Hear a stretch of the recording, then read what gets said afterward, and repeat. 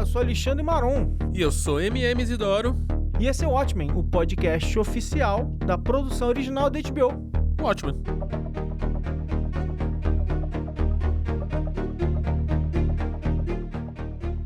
Cara, então aqui estamos no 10º episódio, o episódio extra. Isso aí, bônus super especial. É quase a piripídia nossa aqui, pois pessoal, é, cara. Né? Pois é, e pra isso a gente resolveu fazer o quê? Trazer alguém mais especial ainda. Isso aí, um convidado. Então hoje não é só eu e Alexandre Maron que estamos aqui, porque temos no estúdio a presença, diria, ilustre, de Load.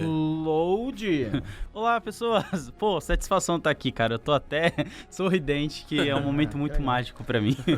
Um segundinho que a gente tem um recado pra você. Olá, você que é fã dos podcasts da HBO, precisamos da sua ajuda.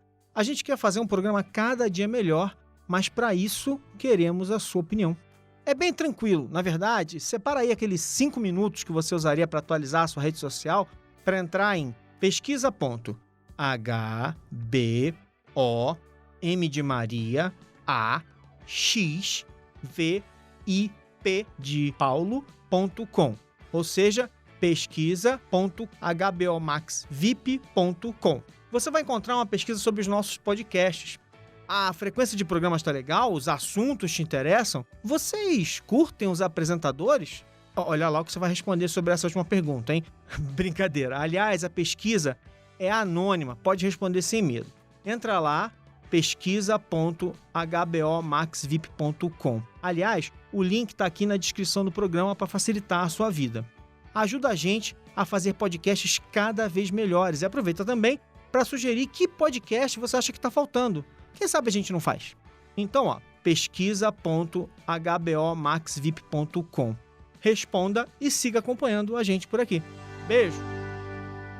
Voltamos. E, cara, mas vamos lá. Vamos lembrar que temos milhares de ouvintes. Nem todo mundo pode... Talvez nem todo mundo conheça você. Sim. Fala um pouquinho. De onde você veio, cara?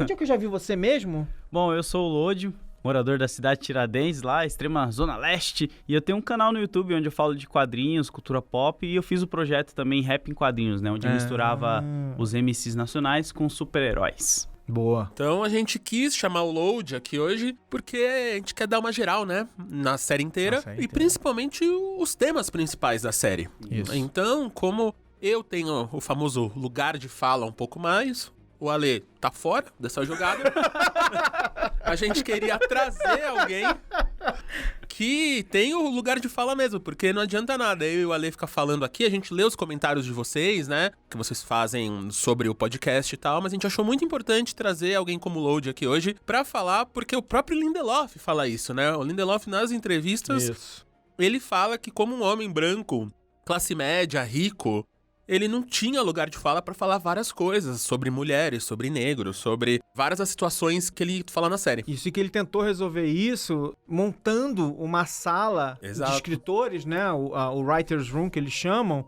bem diverso, com mulheres, com afro-americanos, enfim, com todo tipo de... e ele mesmo agradece, porque ele fala que em qualquer outra série ou qualquer outro lugar, ele teria colocado a palavra dele em último lugar, né? Tipo, é eu que mando, é isso aí. Nessa, ele teve que abrir a cabeça e ouvir. Eu acho que é o certo, né, cara? Quando você tá tratando de temas assim, não adianta você só querer pôr a sua visão, né? Você tem que trazer mais pessoas, assim. A gente viu que deu certo com outros filmes e outras coisas. Eu acho isso bem legal, assim, como ele pensou. E essa humildade que ele teve também, né? Porque tem muitas pessoas que não vão ter. Eu acho uma coisa muito legal. Quem puder, ouça também os podcasts feitos pelo Damon Lindelof sobre a série. Então, em inglês, naturalmente. Então, preparem-se. A HBO fez esse mesmo podcast que tu tá fazendo aqui, com uma pessoa um pouquinho mais... entendi um pouquinho mais da série. Da série do que acho que é a gente. Que é o Damon Lindelof. E quem apresenta com ele é o Craig Mazin. Que fez uma outra série também, porcaria. Desse ano, né? Sem nada a ver. Esse ano, mais ou menos, da HBO, que ele fez é Chernobyl. Isso aí. Então... Mas o que eu achei muito legal, que é raro você ver nesse tipo de conversa com um criador, né, como o Lindelof, é que nas análises, nas entrevistas, ele fez questão de, em vários momentos, dividir realmente a criação da série, né? Sim. Então, assim, às vezes uma pessoa falava assim, putz, eu adorei aquela frase tal do diálogo, não sei o que. Ele falou assim, cara, não fui eu que escrevi isso. Foi fulano de tal que escreveu. Ele lembra quem foi a pessoa... Quando ele lembra, né? Quem foi a pessoa que fez aquele episódio, de onde veio aquela ideia. Ele fala assim, essa ideia não veio de mim, essa ideia veio de tal pessoa, né? Então, eu achei isso muito legal. Assim, o esforço dele, né? Talvez a culpa cristã dele, não sei qual é, mas, assim, o esforço dele pra realmente dividir o mérito, né? Não, eu acho que isso é, tipo, algo que poderia ser padrão nas indústrias, né? Porque nunca é um cara só que faz tudo. E ele ter essa iniciativa, tipo, é maravilhoso, porque outras pessoas que trabalharam com ele vão se sentir gratas por isso, sabe? Porque ele reconheceu o trabalho delas e elas fizeram algo de coração e bem feito, sabe? Exato. Eu, da época que eu era cineasta, eu sempre tive um problema com o crédito um filme D, porque eu podia ser o diretor, né? Eu podia ter um diretor, mas sem os atores, sem um diretor de arte, sem uma porrada de gente, aquele filme não existiria. Então, eu concordo. E acho que trazendo pra série aqui, isso que vocês estão falando, acho que a gente pode começar a entrar no tema principal da série, que o próprio Lindelof falou que essa foi a terceira vez que pediram pra ele adaptar o Watchmen, né? Que o Watchmen era tipo a bíblia sagrada dele ali, tudo que ele fez, Lost, como vocês já sabem que eu sou fã de Leftovers, então Leftovers, se você for ver, tem um DNA do Watchmen, do vai e volta, da viagem do tempo, né? Tipo, o que aquilo quer dizer e tal. De desconstruir alguma coisa. A cronologia, né? ter mistério, pessoas com super-heróis, né? O universo tá bem estabelecido que ele fez, né? Você identifica tudo de Watchmen. Não tem nada que você olha assim e fala, isso não é o Watchmen. Então. E aí ele falou que dessa vez ele teve uma ideia, que foi a ideia que fez ele comprar, que ele ia conseguir fazer, que foi a grande sacada, que é o episódio 6, que é a sacada de quem era o Uhura Justice. Isso. E eu acho que ali é o tema da série. A gente até ontem, pra quem quer saber ainda mais de Watchmen, eu e o Load, a gente foi no Omelete falar, né, sobre a série e tal. Ficamos falando 2 horas lá, então vai ter coisa pra caramba lá. Mas a gente até falou isso, né? Que o episódio 6 é um semi-fim, porque ali é tudo que ele vem nos 5 episódios anteriores, ele amarra com um laço e fala, é isso aqui. Eu queria saber de você, Load, porque é uma coisa que é muito representativa da série, né? Então, a coisa do legado. No episódio 7, se não me engano, quando é a história da própria Angela, e a gente descobre a origem da Sister Night, e ela fala, né, eu pareço com ela, né, essa personagem que tem arma, e tem um cabelão, e ela chuta bundas, ela parece comigo. Qual que é a importância de ter uma série, de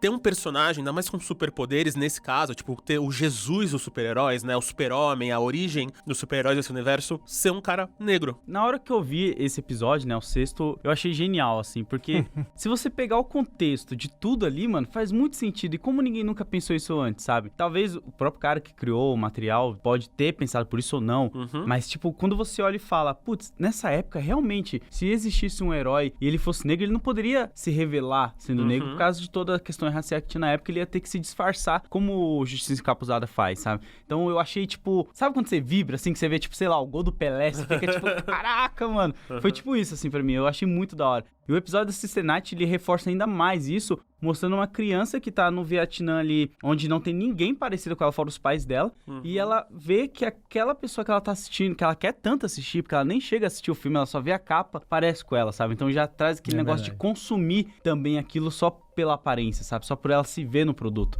Eu achei genial, mano. A importância de você ter modelos, né? De você ter pessoas nas quais você se mira de alguma forma e nas quais você se enxerga. Porque a importância da frase dela, né? Não é nem só eu parecer com ela, é ela se parecer comigo, né? Quer dizer, isso é uma coisa muito forte e também da personalidade forte da própria Angela, né? Ela se parece comigo. Não, e todo o contexto do uniforme do Justiça Encapuzada, casa a história de origem dele, cara, é absurdamente... Tipo, eu não tem como, sabe? Você até arrepia, porque tipo, faz todo sentido do negócio do departamento policial, o que eles fizeram com o cara, e ele, com aquela raiva que ele tava dentro dele, ele queria combater o crime, sabe? Porque ele era um cara justo que só queria fazer o trabalho dele, sabe? Sim. Isso eu achei magnífico, assim, na série. Não, mas, gente, é sensacional, assim, como é que pode terem deixado na mão dos criadores que o cara tinha uma corda no pescoço desde sempre. Esse personagem sempre teve aquela Sim. imagem, assim. O cara tem uma corda no pescoço. E aí eles encaixaram isso. Mas imagina, foi a escritora do episódio 7, ou do 6 mesmo, que teve a ideia de falar assim, já sei, essa é a sacada. E eles foram então, conectando foi as pontas. o próprio Lindelof disse que ele teve a sacada que o Hura Justice era negro, mas quem criou a história foi um outro roteirista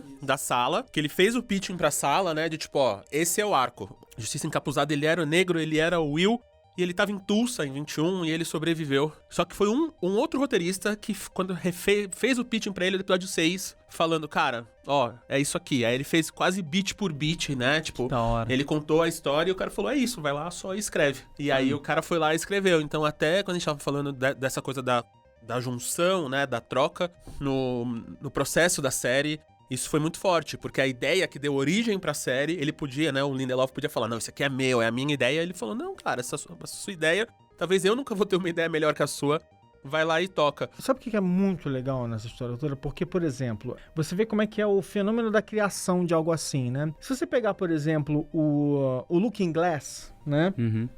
Se você for olhar a origem do Looking Glass e olhar a origem do Justiça Encapuzada, do Hooded Justice, parece que as duas foram criadas pelo mesmo grupo, do zero, né? Porque no caso do Justiça Encapuzada era uma deixa criativa que ficou lá e que eles usaram de forma magistral, porque no caso do Looking Glass, com as mesmas técnicas, né? Quer dizer, por que ele usa um capuz assim assado? Ah, por isso. Olha o palácio de espelhos, olha o ataque psíquico, olha tudo isso e tudo se encaixa, né? Aí você vai, um episódio depois, parece que os dois personagens foram criados pelas mesmas pessoas com o mesmo processo, mas não, o personagem tinha sido criado antes. Olha aí. E aí os componentes estavam lá, mas eles fizeram uma coisa que foi assim, cara, vamos dar significado a todos os símbolos ao redor desse personagem. Eu acho que isso é uma das paradas da série que mais me pegou, assim, porque o Justiça Encapuzada no início já tinha aquela teoria toda, desde o material original, que ele ou era bissexual ou ele era gay, por causa que o comediante faz aquele comentário lá nos quadrinhos e tal. Ele expandir isso pra, tipo, ele também é bissexual, mas ele é negro, sabe? É uns detalhes que eles pegam, que nem o Look Glass, sabe? É vários detalhezinhos que vão preenchendo o background do personagem que você só vai pegando mais afeição por ele. Você vai ficando encantado por todo aquele universo e como eles estão... Não vou dizer que são buracos, mas parece que eles estão preenchendo coisinhas que vai agradando a gente, sabe? O Looking Glass, ele é testemunha de Jeová, né? Sim. Ele ser um homem de fé, um homem que quer vender a sua fé pro outro, quer convencer o outro que a fé une os paraísos, né? O que ele tem que fazer e tal. Já fala muito do personagem pra frente, né? Sim. Quando ele vai pra dentro, né? Tipo, ele tá fazendo isso pra fora. Quando ele vai pra dentro, que ele fica com trauma, ele tá sempre fazendo isso pra ele mesmo. Que ele tem que vender pra ele a segurança, tem que vender pra ele que ele tá seguro, que Ele tem tá o lance bem. da reabilitação com a galera, que é bem legal também, que já mostra um pouco desse universo, tipo, tá, aconteceu esse ataque psíquico aí com a Lula, mas como ficou as pessoas depois disso, sabe? É. O que aconteceu depois disso daí? Eles explorarem isso de uma forma bem didática e fácil, porque você não fica perdido. Eu acho que quem, de repente, não leu os quadrinhos, não conhecia, vai compreender muita coisa da história Isso mesmo aí. assim, É sabe? que essa é uma coisa legal, que acho que o Watchmen traz desde a minissérie em HQ lá atrás, que é o ponto de vista da rua dos super-heróis, né? Porque normalmente a gente tá voando, a gente tá com super-homem, a gente tá com Batman, a gente tá... O cara é multimilionário, o cara é um alienígena, é uma amazona, então a gente tá com todos esses caras nesse panteão aqui em cima e é aspiracional, a gente não sabe o que é aquilo. Então o prédio cai, a gente não vê as pessoas lá dentro. De alguns anos pra cá, né, a gente começa a ver isso, só que o Watchmen acho que é uma das primeiras HQs que aterra, né? Fala tipo aqui, ó, é esse cara maluquinho que a mãe era uma prostituta, que o cara foi abusado a vida inteira, ele é inteligente, super noiado e ele tá nesse grupo aqui, que era o Rorschach, né? Tipo a Laurie. Eu acho assim, eu acho que do ponto de vista de história da cultura pop, né, tem um primeiro passo dado pelos personagens criados pelo Stan Lee nos anos 60, né, que já era uma coisa dos personagens serem mais humanos e tal, e quando a gente chega nos anos 80, e aí com o Watchmen, eu acho que a grande sacada é que antes eram traumas muito simplistas e diretos, né?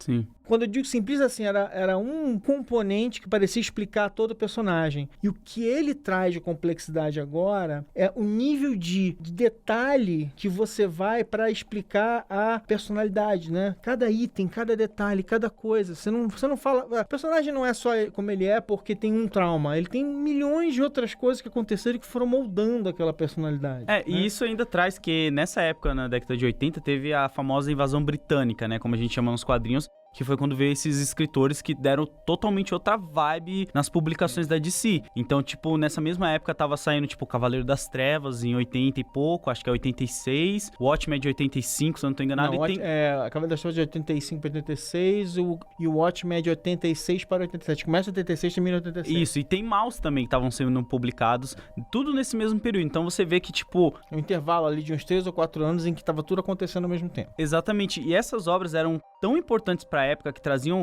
Pô, hoje em dia a gente não sabe o que é o medo da Guerra Fria, né? Que essa galera tava tendo na época quando o quadrinho tava sendo publicado.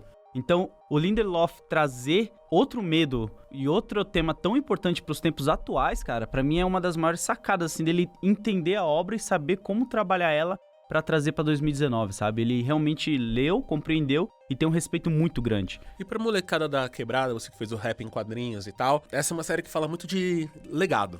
Né? Então, pais e filhos, avós, DNA, até traumas, né? Traumas então, sendo transferidos, todos né? os traumas que você tem, até os que você não viveu, né? Então, aqui a gente tem o Black Wall Street sendo destruída, ali em Tulsa, a mãe da True, os pais da Lori, todas essas coisas que até quem não viveu, quem não tava muito ali, assume o trauma pra ele. Pra você, qual que é a importância dessas histórias serem contadas, ainda mais nesse ponto de vista de você vir da cidade Tiradentes, da Quebrada, de você tá vendo lá, mesmo o alienígena, ele é, como super-homem, ele é branco, o Batman, sabe, o Bruce Wayne, qual que é a importância de ter essa virada e de falar sobre isso, sabe, falar que mesmo você tendo um trauma, sua cidade sendo destruída, você ainda pode virar o Hura Justice, sabe? Sim. Eu fiz um vídeo meu que eu falei sobre, acho que, não vou lembrar qual foi o episódio deles agora, mas eu acho que foi o do Looking Glass, que eu falei, você já percebeu que o maior medo de filmes quando os americanos adaptam assim sobre alienígena é vir outro ser de outro planeta, sequestrar ou raptar você e abduzir todo mundo. E tipo, é parecido com o que eles fizeram na África, né? Você parar pra pensar, uma invasão alienígena é a mesma coisa que eles fizeram lá. Sim. Eles invadiram a parada, levaram todo mundo de lá pra trabalhar em outro lugar. Então eu acho que a série ela trouxe uns temas bem importantes pra galera começar a estudar, que nem Tulsa, por exemplo, que tipo, muitas pessoas não conheciam o caso de Tulsa, e trouxe pra abrir debates que nem a galera ficar brava com o lance do Rorschach, sabe? Que pra mim já fazia muito sentido, desde os quadrinhos você pegar e ler, você vai entendendo a personalidade de alguns personagens ali.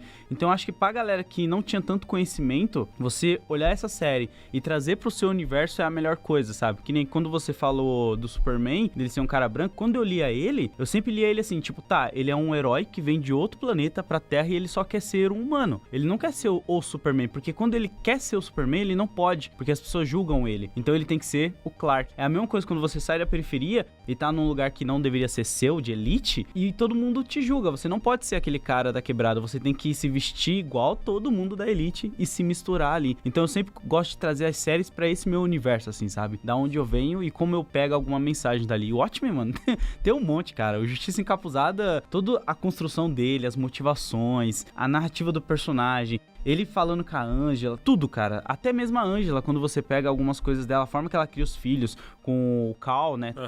Tudo é uns ótimos exemplos, sabe, pra gente. Você mesmo, agora trazendo o Cal, acho que tem esse ponto muito, muito forte, que é isso. Além dele criar o Lindelof, né, na série, ele trazer que o personagem original, o proto-super-herói, a Justiça Encapuzada, ser negro, ele também faz Deus, né, ser negro, que é o Dr. Manhattan. Sim. E aí você tem, em teoria, né, tu está aqui fazendo teoria, que ele passa o poder dele pra uma mulher negra. Sim.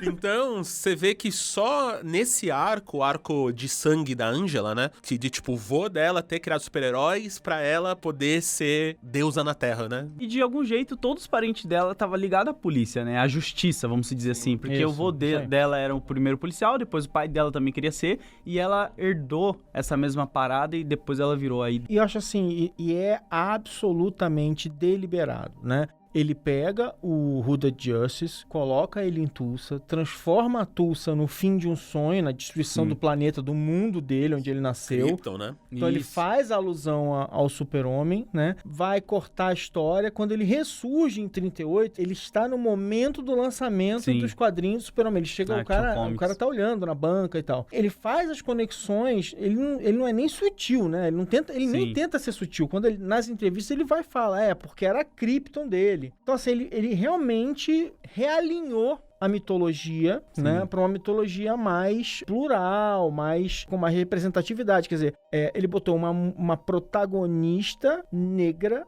poderosíssima, né? E essa série passa por todos os parâmetros lá, teste de Blaisdell lá de feminismo, né? As mulheres não estão o tempo todo, elas até falam eventualmente, mas elas não dependem desses personagens, elas vivem sem isso e tal. Então é muito interessante. O único resquício disso talvez seja a Laurie, porque tem um episódio inteiro em que ela tá falando com o ex, né? Mas mesmo assim, a Laurie é uma personagem fantástica, que foi redimensionada pra esse momento, uma personagem brilhante e tal. Então você vê que é uma geração, né, de pessoas que cresceram na cultura pop de um jeito, uma cultura pop mais machista, mais racista também, mesmo que não fosse um racismo, aquele racismo, né, fino como papel, né, que assim, é sempre um monstro, um vilão, um assassino, não sei o que. Eram pessoas que tinham uma visão, né, do mundo, que os personagens eram todos de um jeito muito básico, sempre igual. Então, essa geração que tá surgindo e que tá tentando redistribuir essas forças, né? Então, e ele faz isso muito bem feito, assim, com vários personagens. Quando os personagens de Watchmen aparecem na série, que nem a Laurie, a gente vê o Ozymandias, quando eles vão aparecendo, você vai ficando feliz, sabe? Porque você olha e fala, nossa, ele tá colocando eles de uma forma bem legal aqui, não tá estranho. Você não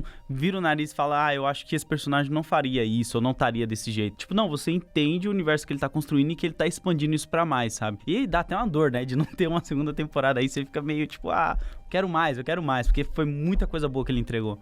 Porque tem até alguns desenvolvimentos, né? Tipo a Laurie. A Laurie que na HQ original já era super explorada, tanto pelo Manhattan, né? Ela era usada como uma âncora pro Manhattan ficar aqui, pela mãe dela. Você vê que mesmo ela sabendo e ela se libertando de tudo isso, ela ainda se esconde por trás de alguma coisa que é o pai. Então ela larga de ficar do lado da mãe do Manhattan pra ir pro lado do pai. Então ela assume o nome e ela vira quase fisicamente o pai, né? Ela fala igual o pai, ela age, ela vai pra uma violência mais extrema, coisa que ela não fazia quando ela era a Silk Spectre, né? A espectral. E essa violência você vê tanto na primeira aparição, que ela dá um tiro na costa do cara, que é quase igual o Batman.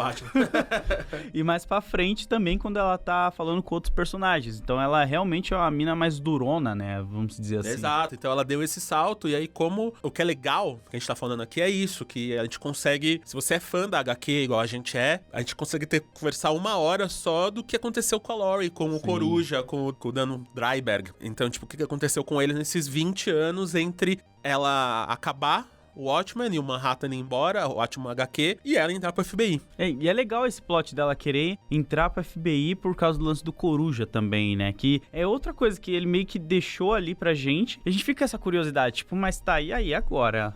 Como é que as armas dele foram pra lá na polícia, né? O porquê ela ainda tem essa tarefa, porque ela é uma pessoa que não consegue deixar embora. Então, ela fica falando com um ex no telefone... Tem um animal que lembra outro ex em casa. É verdade. Né? Ela é uma pessoa que nunca consegue ir porque ela guarda tanta mágoa, né? Acho que é legal a gente, já que a gente tá olhando pra temporada como um todo, eu acho que era legal a gente aproveitar e pegar aqui alguns dos personagens mais importantes da série e meio que falar o que a gente achou dos personagens aqui. Minha proposta pra vocês. Bora! Então, a gente acabou de falar da Laurie, não vamos também dar tanto tempo assim pra Laurie, vamos passar pro Adrian Veidt. O que vocês acharam do Adrian Veidt do Jeremy Irons? Cara, eu gostei muito da atuação. Ele de Ozymandias ficou maravilhoso, assim. Tipo, toda a construção, ele realmente passa que é o Ozymandias. Você não olha assim e fica meio que tipo, nossa, eu não tô vendo esse cara como o Ozymandias, sabe? Você compra tudo aquilo. Eu gostei de tudo, cara. Não tem algo assim que eu olharia e ficaria meio... O que você acha? A gente falou sobre isso, mas assim, falando sobre os personagens, agora é um bom momento da gente sintetizar mais ou menos. O que você achou, mano? Então, eu gosto muito da sacada de você... Aquela expressão, pra mim, se eu fosse resumir resumir, o arco dele é tome cuidado do que você pede, que pode se tornar realidade. Então é ele querer alcançar a paz mundial e viver numa utopia, né? Então quando ele faz a Lula e tal, pra ele literalmente ir pro paraíso, pra Deus mandar ele pro paraíso em Europa, e quando ele tá lá, ele fala que o paraíso é chato pra caramba, assim, de tipo, ficar aqui é horrível. E aí ele tem que escrever o próprio sofrimento dele, né? Então ele tem que escrever o julgamento, Essa é uma das tem que coisas mais escrever o geniais. Game Warden, ele tem que escrever a liberdade dele, tudo isso. É muito pra- bem bolado. Isso é aquela coisa de que naquele primeiro ano, quando a vida dele ainda parece ser um hedonismo, né? Você vê que ele tá recebendo massagens e tudo funciona e tal. E aí só que ele já tá meio de saco cheio e ele vai e fala, tive uma grande ideia, vou escrever uma peça. E aí você vê que tudo que vem depois, de alguma forma, ou grande parte do que vem depois, é o que ele escreveu. Aquele julgamento em que ela, por exemplo, pisca pra ele, Sim. né? Ela tá dizendo a fala que ele escreveu pra ela. E ele tá zoando todo mundo. Ele meio que foi brincar de RPG, né? Quer dizer, uma coisa assim meio bizarra. E faz total sentido, porque se você parar pra pensar, o cara tá meio que num purgatório ali, né? E aí, tipo, pra ele não ficar louco de vez, ele teve que criar esse cenário inteiro, que nem ele mesmo fala. E é legal você ver que ele pensou em cada detalhe, que você vê no começo, ele fala, tipo, não vou usar essa ferradura agora. Joga pra menina, e você fica, tipo, como assim você não vai usar essa ferradura? E aí, mais pra frente, você vai entendendo tudo que ele construiu. Fica puto que a galera tá, tipo, 3 anos adiantado, né? Vamos parar um minutinho que o Maron tem uma dica aqui pra gente.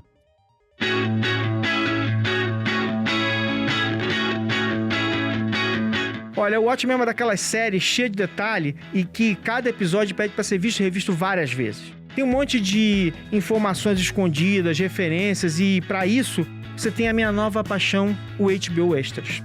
Funciona assim, você baixa o app para o seu celular ou tablet e quando o episódio começa, você aperta um botão no app que sincroniza. A partir daí, o episódio vai rolando na televisão e no seu celular ou tablet vai aparecendo uma série de informações. A música que tá tocando, um detalhe que tem na cena, no fundo do cenário. Você nunca mais vai ficar com aquelas dúvidas sobre o que aconteceu no episódio.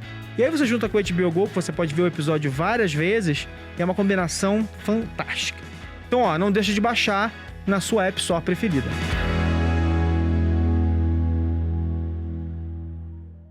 Eu acho também uma coisa que eu achei bem curiosa sobre a trajetória do Veidt e que talvez tenha sido uma das maiores reclamações que eu vi de alguns fãs na internet, que era o tom mais bufão, né, que o Jeremy Irons impôs ao personagem. Mas eu acho muito engraçado porque quando você pensa que essa série ela é uma continuação da história em quadrinhos, e cara, é tudo uma questão de como você lê a história em quadrinhos. Sim. Porque é um personagem com aquela roupa, né, com aquele uniforme, fazendo aquelas propagandas de perfume nos anos 80, né? Explorando uma imagem... Meio dandy, né? Que tem a expressão dandy de você... Então, na verdade, quando você olha pra esse personagem, né? Eu não achei tão absurdo, mas uma coisa que eu tinha uma sensação, mas agora eu já ouvi o Lindelof falando, já não dá mais pra eu nem saber onde começa a minha ideia, onde termina a visão dele, mas que eu sentia, pelo que ele falou, também é o seguinte, que era... Você não pega também um cara que matou 3 milhões de pessoas, né? E traz ele de uma maneira completamente normal. E também, assim, esse cara fica muito pouco simpático. Se você interpretar ele de uma maneira muito literal, não dá pra esse cara ser simpático. Ele é um genocida. E ainda mais se você pensar que quando o Dr. Manhattan vai conversar com ele lá,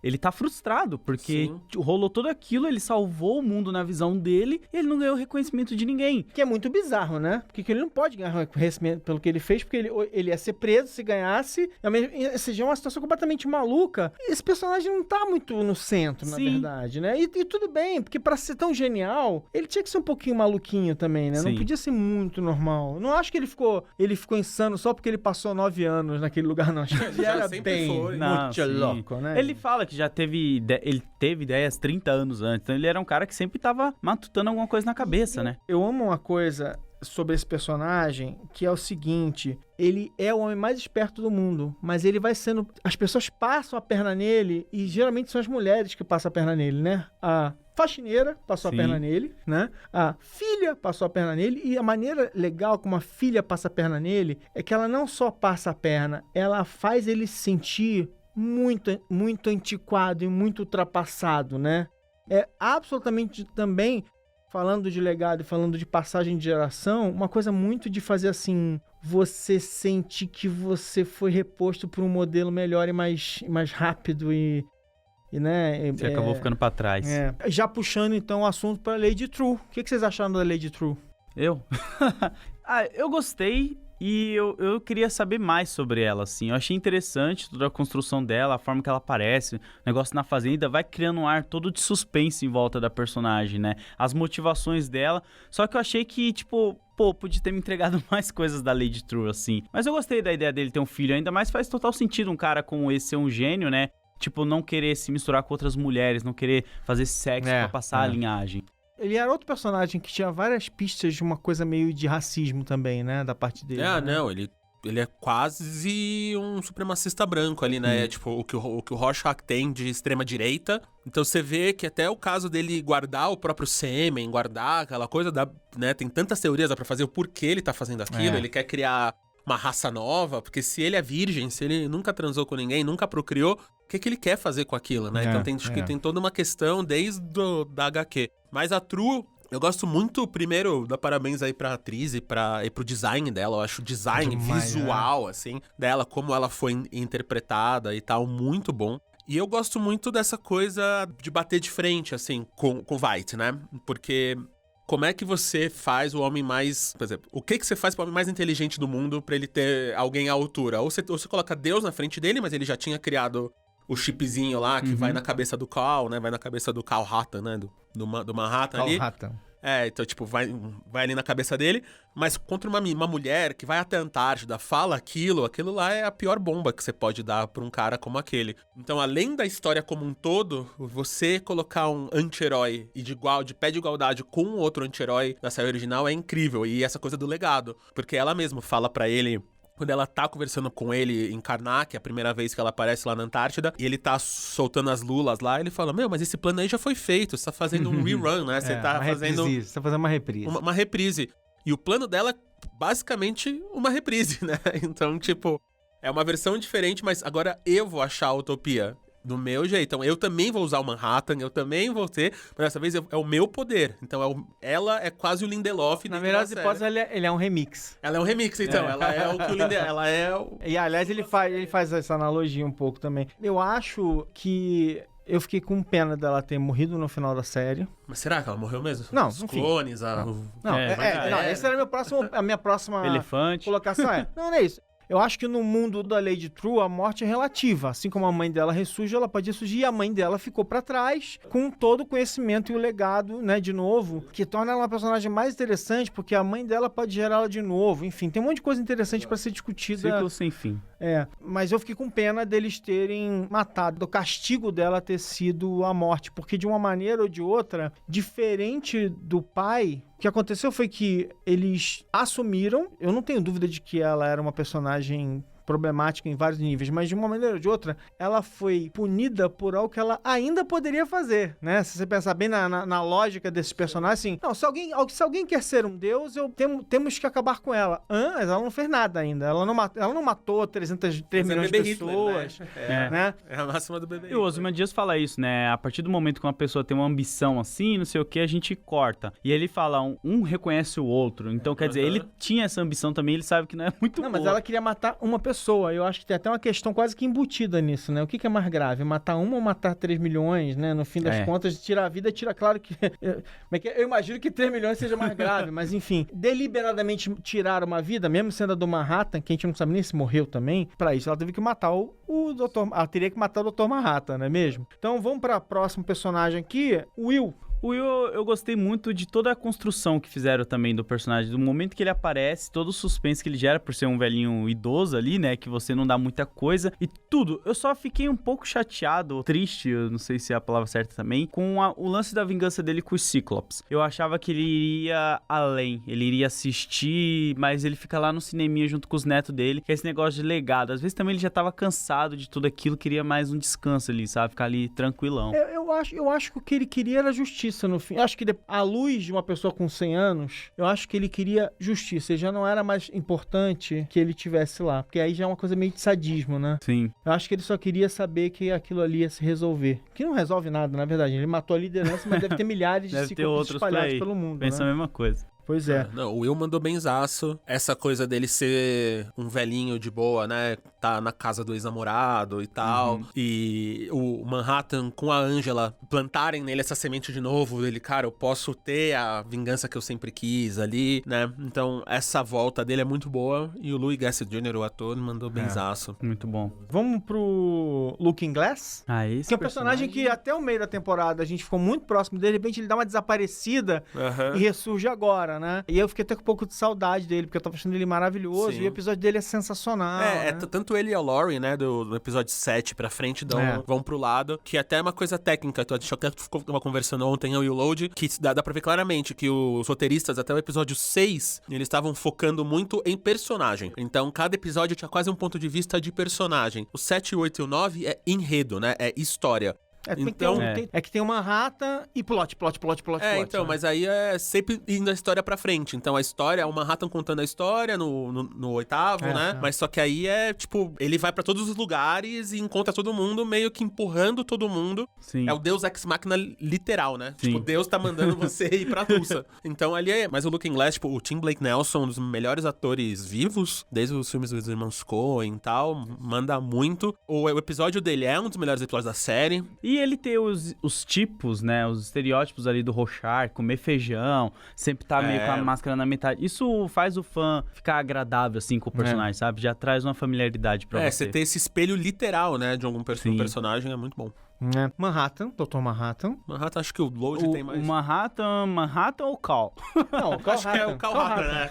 Porque, na minha cabeça, eu não sei vocês, mas eu dividi muito, assim, pra mim o Cal, ele não era o Dr. Manhattan. Pra mim, tipo, era como se fosse uma casca e o Manhattan estivesse utilizando ali por um curto tempo, assim. Mas eu gostei muito do Cal, porque ele quebrou uma imagem, tava até conversando isso com o Isidoro, o homem não pode ficar em casa cuidando dos filhos, sabe? A gente sempre tá acostumado com ele. Se fosse o contrário, ele estaria nas cenas de ação da Angela, sabe? E a Angela ia estar em casa com os filhos. E ele quebrou isso. E eu gostei muito de todo o personagem, a ideia. Só o olho dele, que eu tenho que comentar, o olho dele, pra mim, tinha que ficar todo branco. Isso daí me causou uma estranhadinha, assim. Mas eu gostei de tudo. Entendi.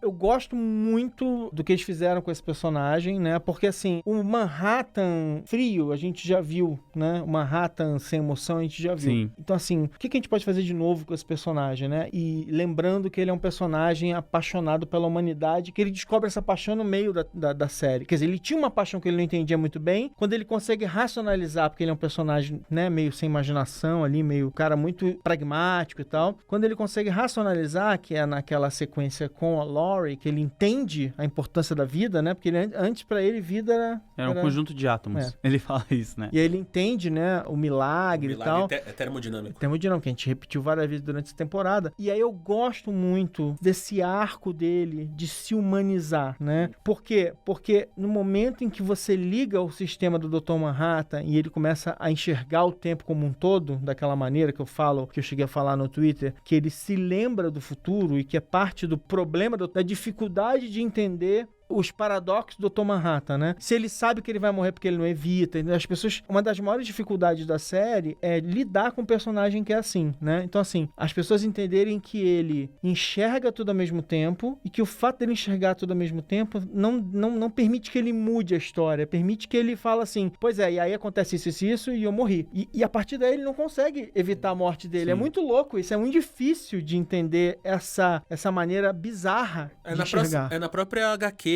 tem um diálogo, acho que é com a própria Laurie em March, que ele fala, tipo, a Laurie faz literalmente esse questionamento pra ele. Se você tá vendo isso, por que você não muda? Aí ele fala pra ela, Laurie, eu sou um boneco igual vocês. A única diferença é que eu sei... É que eu consigo ver as cordas. Eu sei que eu tô sendo manipulado. Mas é que eu tô falando isso porque a principal reclamação que eu vi de fãs no Twitter era essa. Mas ele sabia. Mas por que não sei que... Não, você não tá entendendo. A galera tem que ler mais Kurt Vonnegut. Vocês precisam entender a natureza de um personagem que ele tá vendo tudo ao mesmo tempo, só que ele tá vivendo tudo ao mesmo tempo. Então ele tá sendo surpreendido, no entanto ele fala, no entanto ele não pode evitar o que pra ele já aconteceu. E é muito louco de explicar isso. Sim. Mas o Cal principal, o Hatan, né, no geral, ele é um personagem muito, muito rico porque toda a literação, né, a ideia dele como um deus, aqui o que ele faz é isso, a coisa que ele mais quer ser é humano, no final das contas. Então a ideia que ele tem, ou a ideia que ele segue quando a Angela fala ali com ele, tipo, como a gente vive isso, vou virar um homem negro, é quase Zeus, né, tipo, Eles brincam com isso na série. Ela fala, então, é Zeus, os deuses do Olimpo estão sempre misturados, os 20 anos que Jesus fica desaparecido, quando ele descobre que ele tem que salvar, né, tem que salvar a humanidade. Então, quase, historicamente, quase todo personagem que tem essa santidade em si, na verdade, ele quer ser humano, que é exatamente o arco quase do Veidt. Que quando ele não é Deus ali pra Crookshanks e pro Phillips, só que ele é a segunda, ele é um anjo, né, ele é um arcanjo pra eles, que ele conhece Deus que mandou ele pra lá. É chato. Sim. É chato. Então, pra ele ver, ele tinha que não ver o futuro, não tinha que ver o passado, ele tinha que esquecer tudo e ser um cara de boas com 3 filhos em casa. E se você ler o quadrinho agora, de novo, você vai ver que sempre que o Dr. Manhattan ele tá perdendo a conexão com a humanidade, ele vai ficando com menos roupa. Desde aquele programa de TV, ele vai perdendo roupa até que ele fica totalmente nu, tá ligando mais pra nada e vai embora. Eu achei da hora como eles trouxeram o personagem que, tipo, você pensa, o cara é um deus, ele já cansou de ser um deus, agora ele quer ser só um humano, e ele quer ter um amor na vida dele de novo. Então faz total sentido ele ter aquele apagamento da mente e voltar pra Terra pra tentar viver em paz, assim, sabe? É bem legal. E não por acaso, eu vou falar depois aqui, antes de terminar, mas que pra mim é uma das cenas mais emocionantes da série. Qual o episódio? Ah, não, vamos falar da Angela, né? Fala da Angela então, pessoal. E aí? E a Angela, a super, que é uma atriz maravilhosa, que já tinha mostrado quanto ela é maravilhosa em outros trabalhos. Ganhadora do Oscar, aqui, Regina King. E que aqui tá, assim, um negócio fora de série. O que vocês acharam da Angela Abar? Eu, no início, quando eu comecei a assistir, eu já tinha pegado muita identificação que ela era muito... Não sei se pistolona é a palavra certa, mas ela era uma menina que batia de frente com todo mundo, ela parecia ser bem independente. Tinha um lance ali dela ter a identidade secreta dela com a família e tal. Eu achava tudo isso muito da hora. E ela só foi uma personagem, só foi crescendo, sabe? Tipo, você vai vendo toda a construção, tudo que eles vão fazendo, você fica, tipo, cada vez mais impressionado com o universo dela e querendo saber mais ainda do lance do passado, dos filhos. E eles mostram um pouco do passado, mostra o passado inteiro dela, né? No episódio 6? No 7. No 7. E isso é bem legal, assim. É uma personagem que, mano, eu gostei. A ideia, eu espero, pelo menos é a minha teoria pessoal, que ela conseguiu andar sobre a água e agora a gente vai ter uma doutora Manhattan. Chega lá no final, você? Cara, eu gosto muito da Angela. Eu acho o arco dela ter que se virar sozinha, né? De ela ter que confiar. E até quando ela tá com Deus na frente dela, ela que fica tipo, ó, não confio em você, mas vem comigo talvez, não sei o quê, porque ela perde os pais, ela perde a avó, ela fica no Vietnã, ela é quase morta pela 7ª Cavalaria. Então, todas essas voltas eu acho incrível. Regina King tem meu coração desde sempre. Minha devoção quase, porque desde de Leftovers e tudo, ela manda muito. Mas como personagem, é uma personagem incrível. E aí, eu espero que ela tenha virado Doutora Manhattan. Só que eu não acho que ela tem que andar na água. Eu acho que ela tem que cair e aprender a andar depois. Ela tem, tipo, assim como a gente até tava falando, eu acho que a mesma maneira que o Manhattan vai aparecendo, ele desaparece. Aí primeiro você vê o sistema nervoso, né? Os fótons, essas coisas. Ela acha que não tem o poder, e se tiver uma segunda temporada com esses personagens, ela vai de pouquinho em pouquinho aparecendo. Isso é uma coisa muito legal, né? Porque como fim de temporada, eu acho que brilhante deixar isso não resolvido perfeitamente, né? Mas se eu fosse começar uma segunda temporada, eu começaria com ela cair na água.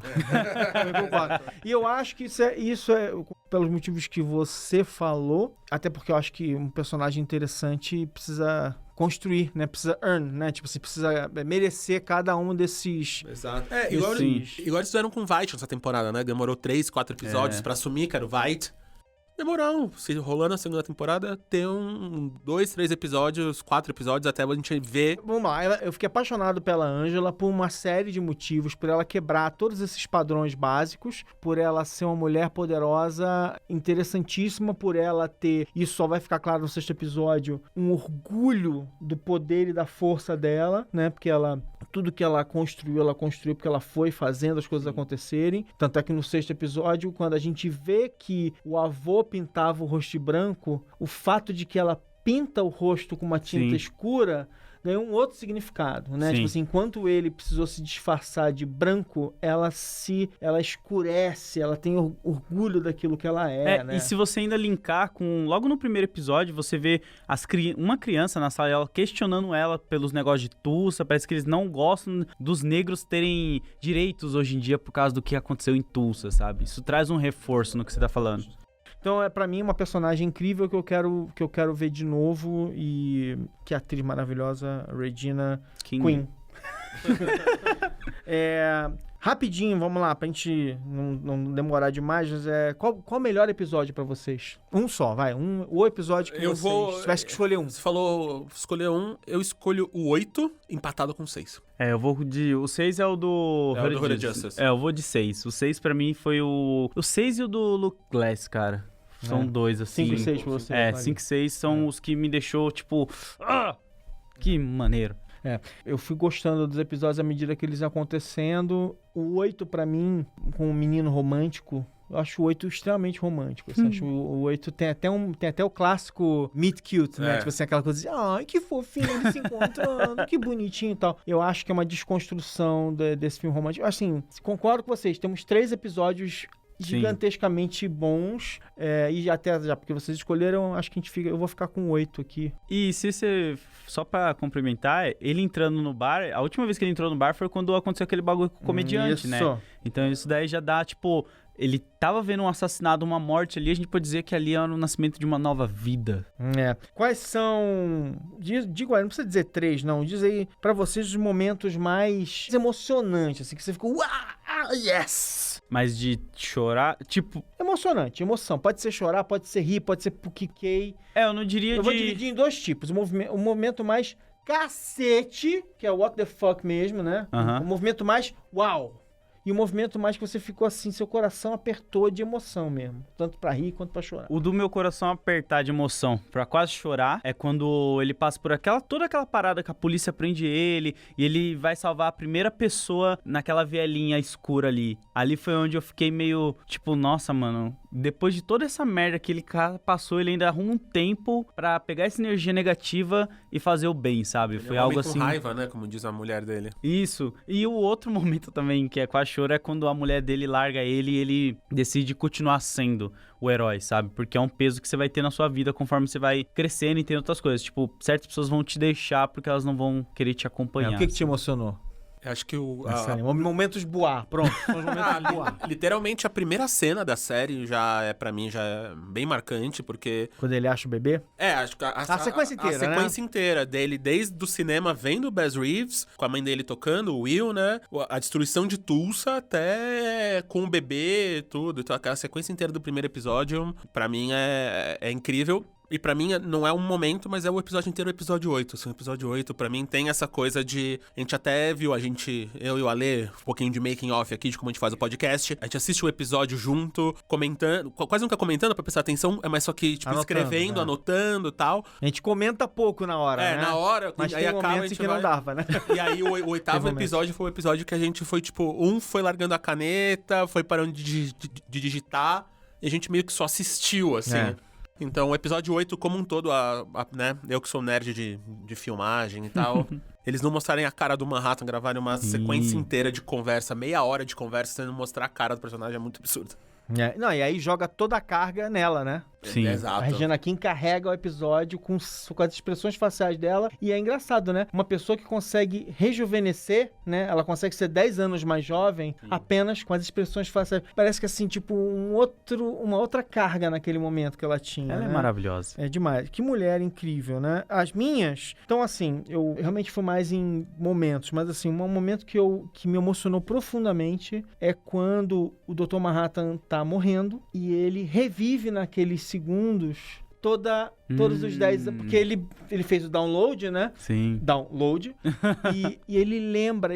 O que faz ele aceitar a morte, o que faz ele aceitar é pensar que ele viveu alguma coisa muito importante. E ele lembrar da década dele com a Angela. E você falando isso é doido, né? Porque todo mundo fala, como se todo mundo que morresse falasse isso. Mas, tipo, as pessoas falam que normalmente quando você tá prestes a morrer, você passa um segundo da sua vida inteira, né? E aquilo me emocionou, assim, me apertou o coração. Eu acho que, assim, eu fiquei muito tocado pela a cena do Will sendo enforcado. Aquilo me deixou muito nervoso e tal. E pra terminar, o momento em que o Will saiu logo no início da série, quando ele sai da cidade e tal, e aí aquilo tudo se arrebentou, ele sai do que sobrou da carroça e encontra a menina, né, que vai ser a mulher dele mais na frente e tal. Aqueles momentos, assim, são os que me emocionaram. E os momentos uau, vai lá, quem foi seu momento uau? Momento uau, quando o Vader apareceu, foi um dos meus momentos uau. Não, quando ele apareceu não, vou lembrar um melhor ainda, que foi o que realmente eu fiquei tipo, caraca, isso foi genial. Quando você descobre que ele era o cara que tava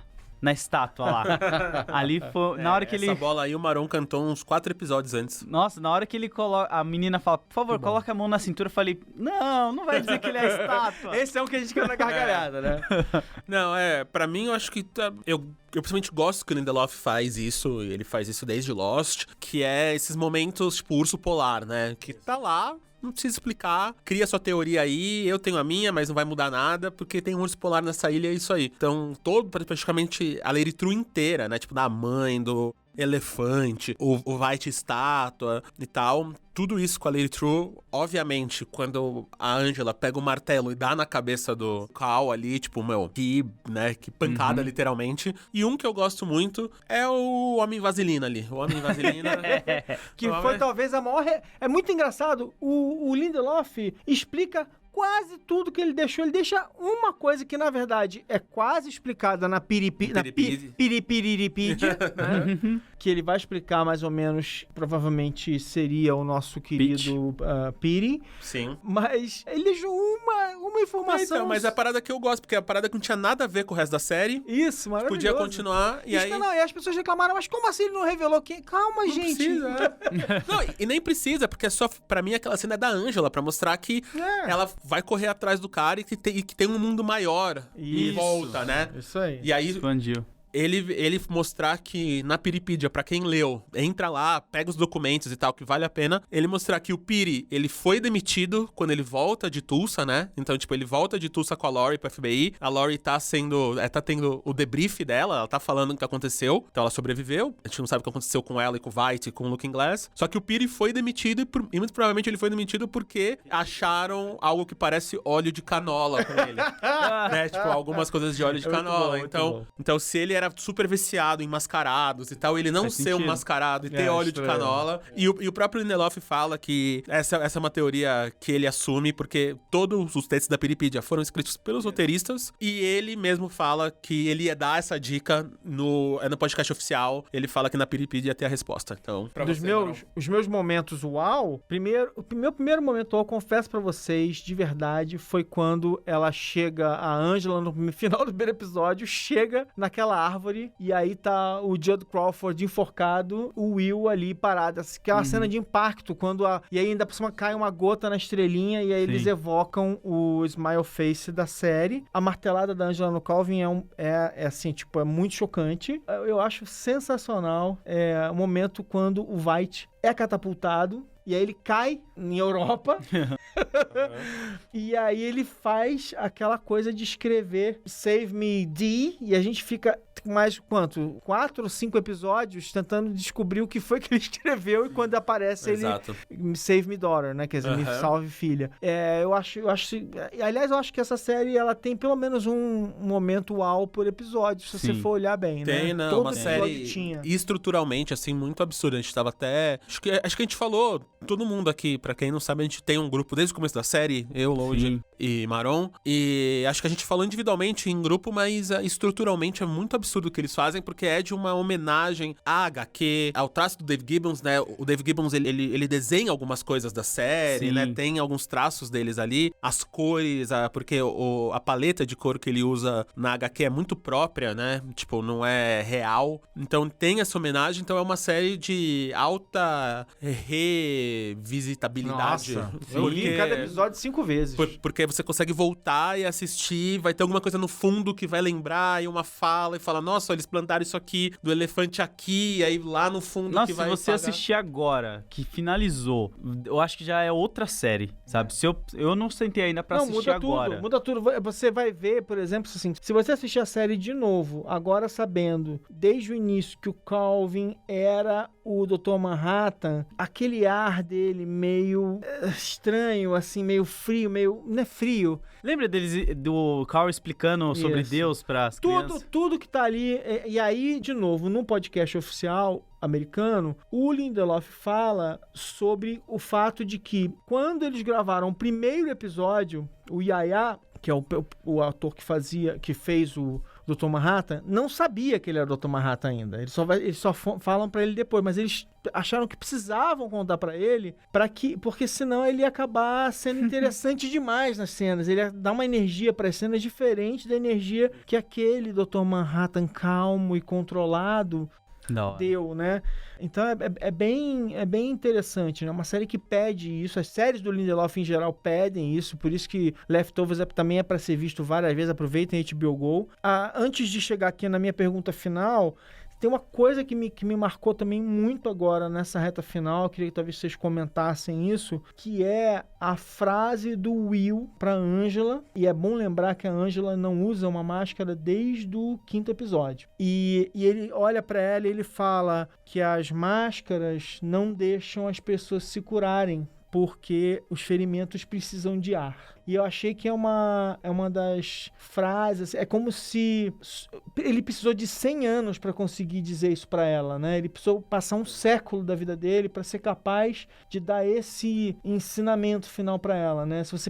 Para você enfrentar seus traumas, não é se escondendo atrás de uma máscara, né? Que é quase o contrário do que o Veidt fala pro Game Warden ali, né? Quando o Game Warden tá morrendo antes de ele entrar na nave, que ele pergunta, por que você me pôs de máscara? Aí ele fala, porque máscara dá... As máscaras fazem você cruel. Fazem você cruel. Então, acho que é quase nesse lugar, ao mesmo tempo que ao contrário, é a mesma coisa de tipo, cara, se você colocar a máscara, tudo aquilo que você tá sentindo... Você pode pôr pra fora de maneira diferente, você pode ressignificar as suas emoções, porque praticamente não é você. E aqui, todo mundo tem algum tipo de máscara. Sim. Desde a máscara do legado, a máscara do dinheiro, a máscara da inteligência, a máscara do FBI, né? De você ser um policial, a máscara de você ser um senador, de você ser um racista. A gente... você ser um senador e se esconder e tentar não mostrar que você é um racista. Racista, tipo, ou você ser de um grupo racista e não mostrar, e vice-versa. Então, acho que tem a questão da máscara aqui, ela é muito maior do que só a máscara da 7ª Cavalaria, a máscara dos personagens, dos detetives. Eu acho que é bem grande, assim. Ainda mais, eu sempre lembro muito do Luke Glass, porque ele era um cara que parecia ser um cara tranquilo com os problemas que ele tinha, pessoal, o trauma que ele sofreu, só que você vê que ele é um cara muito traumatizado. A casa dele, tudo, ele andava com o chapéuzinho, com o negocinho lá de vidro. Então... tem muito esse negócio mesmo da máscara tá em tudo, assim, por os episódios, em toda a área, assim, do universo. A gente não sabe ainda se vai ter uma segunda temporada. O próprio Damon Lindelof, no podcast oficial dele, não confirma nem nega. Então há uma expectativa, né? A única coisa que ele fala é que se tiver, ele não tá interessado em fazer. Da mesma maneira que ele pegou a HQ e transformou em outra coisa, ele acha que alguém tem que pegar agora a série e transformar em outra coisa. Então ser quase uma antologia, né? Legal.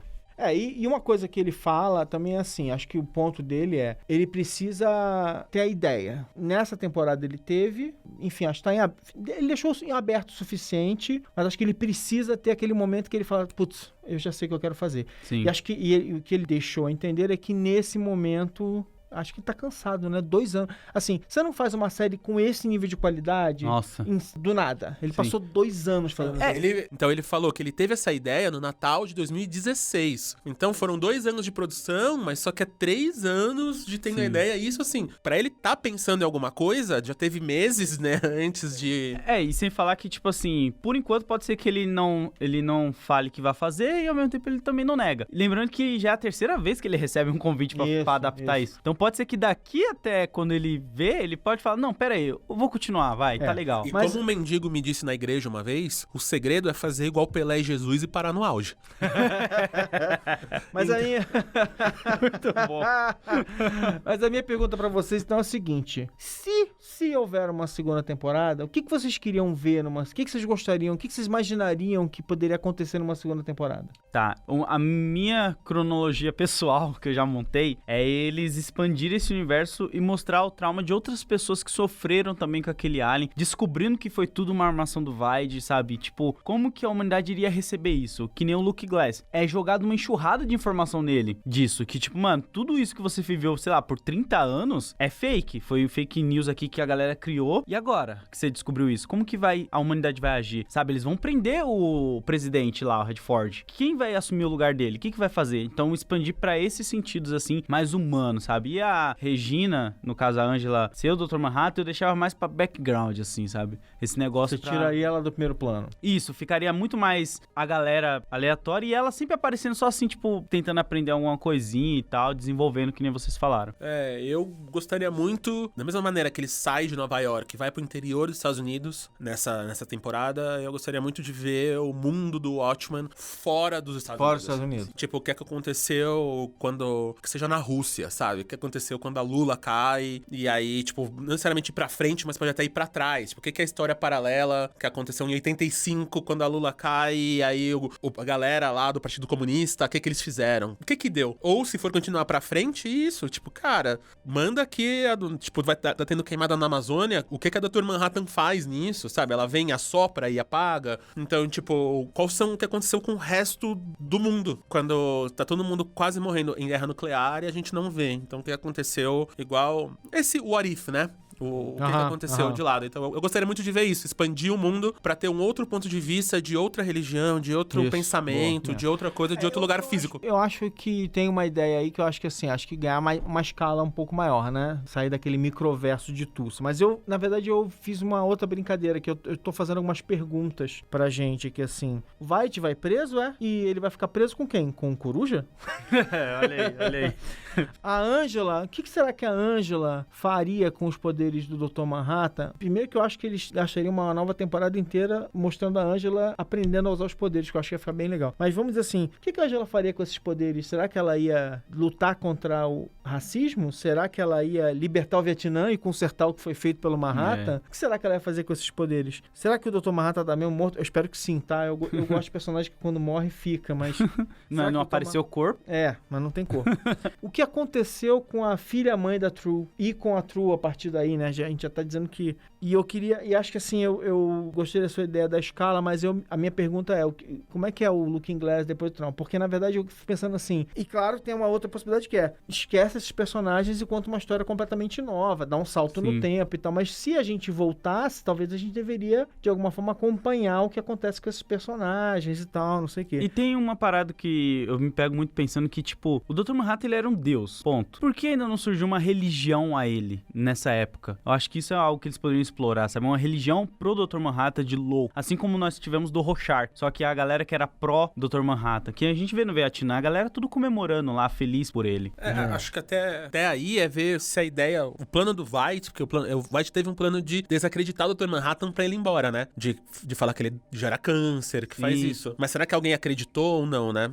Será que alguém comprou isso e falou, não, ele é o meu Deus, ele tá o Deus na Terra, o que aconteceu com as galera? O Looking Glass daquela geração, assim, tipo, né, que ele vê Deus nascer, fala, cara, pra que eu vou acreditar em qualquer uma se Deus tá aqui agora? Gente, eu acho que é isso, né? Acho que, em geral, foi uma temporada fantástica, de verdade, assim, amei fazer esse programa. Quero agradecer a HBO também, que foi muito legal estar aqui fazendo esse programa, assistir os episódios tenso e ficar eu e o Marcel aqui conversando e anotando e tal. Mas uma série que eu amei assistir, amei ver um grande artista no auge da sua capacidade criativa, fazendo uma continuação que eu não esperava que fosse ser o que foi, assim. Eu juro pra vocês que eu achava que, assim, acho que vai ser legal, o Lindelof vai mandar bem. Mas o que ele fez, eu fiquei muito impressionado. A gente nunca duvidou do Lindelof, mas só que o nível tão alto, assim, de tudo, né? De técnica, de roteiro, de emocional, de respeitar o que veio antes, mas criar o novo em cima daquilo. É muita coisa junta que eles conseguiram fazer num nível muito espetacular, assim. Tipo, um episódio mais ou menos de Watchmen é um episódio memorável em qualquer outra série. Aquele episódio que você não pode, você não para de falar nunca. Então, também agradecer a HBO. Lembrando pra vocês que se vocês querem reassistir os episódios, tem na HBO Go a hora que você quiser. Dá pra sincar no seu celular com HBO Extras e você tem mais informação ainda. Agradecer a HBO pelo convite. A gente tá aqui apresentando e dá parabéns também, porque, né, cara, o ano que teve Chernobyl, Watchmen, Euphoria, Big Little Lies, é só... o final de Game of Thrones. O final, a última temporada de Game of Thrones, tipo, que ano, né? Daqueles anos, assim, pra galera, tipo, vai na festa de fim de ano mesmo e comemora senhores HBO, porque vocês merecem. Pô, eu gostaria de agradecer também, tanto vocês por estar participando aqui e o trabalho que vocês fizeram, cara, de criar esse, eu diria que é quase um universo à parte da série, assim, você tá acompanhando o podcast que vocês fizeram, é como se a gente acabasse de assistir e falar, não, pera aí, que tem outro universo aqui que a gente tem que entender pra poder ir seguir na série, assim, um ótimo trabalho de vocês, da HBO também, por ter me dado esse espaço aqui pra estar participando, e, mano... Só vitória, assim, sabe? Sem comentários. Muito obrigado aí por... Obrigado, Lourdes. Valeu. Eu que agradeço. E falando para as pessoas que eu vi no Twitter hoje, a HBO postou tipo um make-offzinho do episódio dos efeitos especiais. Eu achei bem legal. Acho que é interessante a galera ficar ligada também nas redes sociais para acompanhar essas paradas. E aí, Lourdes, se a galera quiser ver o seu trabalho, Rap em Quadrinhos, seu canal, te acha onde? Qualquer lugar, @LoadComics. Vocês me acham lá. Então, Twitter, Instagram, YouTube. A gente vai colocar na descrição do episódio, mas LOAD Comics. COMICS. Acho que eu acertei. E eu hoje, e sempre que eu encontro alguma coisa legal do Watchmen, eu tô sempre postando. Eu, inclusive, vi umas capas feitas por um fã brasileiro sensacionais. Ele fez uma capa para cada episódio da série, tentando evocar o estilo das capas do Dave Gibbons para a minissérie original. Isso. Então também me acompanha lá no @Alexandre Maron, porque eu sempre tô postando sobre esse show. Isso, eu sou @MMZidoro também. Muitos de vocês já estão falando com a gente. Isso. Então falem com a gente lá, que aí essa saudade de Watchmen a gente consegue ir matando. Se não for com Lori, com Weitz, com Angela, vai ficar entre a gente mesmo e vai ficar tudo bem. Nós, os fãs apaixonados. Então, gente, boas festas aí pra vocês. Obrigado pela companhia. E a gente se vê. Vocês podem ainda me ver no próximo episódio de His Dark Materials, no season finale, toda segunda-feira, onde você ouve podcasts, aqui na HBO, ou na HBO, né? Porque eu estou fisicamente na HBO hoje gravando. Então, na HBO, vocês conseguem ver a série e a gente se vê aí ano que vem. Isso aí. Valeu. Um beijo. Beijo.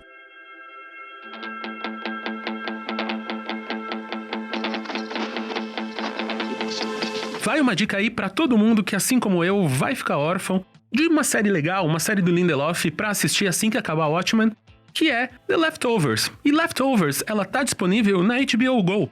A HBO Go é muito legal, que lá você tem todas as séries clássicas da HBO e também todos os lançamentos, as séries que estão no ar, todos os episódios entram junto com a televisão, então se você tá longe da sua televisão, tá longe da sua casa, você pode ter o aplicativo no seu celular, no seu tablet, no seu computador, você pode assistir ao mesmo tempo que todo mundo que tá vendo na TV. E o legal é, se você já assina a HBO na sua TV a cabo, você já tem acesso ao serviço da HBO Go. É só entrar lá no hbogo.com.br ou baixar o aplicativo e logar com as suas credenciais. Agora, se você quer assinar, você consegue assinar só o HBO Go baixando o aplicativo no seu celular e no seu tablet e criando uma conta para você lá. E se eu fosse você, não perdia, porque além dos filmes mais recentes, das séries como His Dark Materials, as séries que vão estrear em 2020, você tem séries como Sopranos, Sex and the City e uma porrada de coisa legal. Então entra lá em hbogo.com.br e assine você também. Você acabou de ouvir o podcast oficial da série original da HBO, Watchmen, escrito, dirigido e apresentado por Alexandre Maron e Isidoro, produzido por Guilherme Pinheiro, editado por Jéssica Correia e é uma produção da Ampere da HBO. Ampere.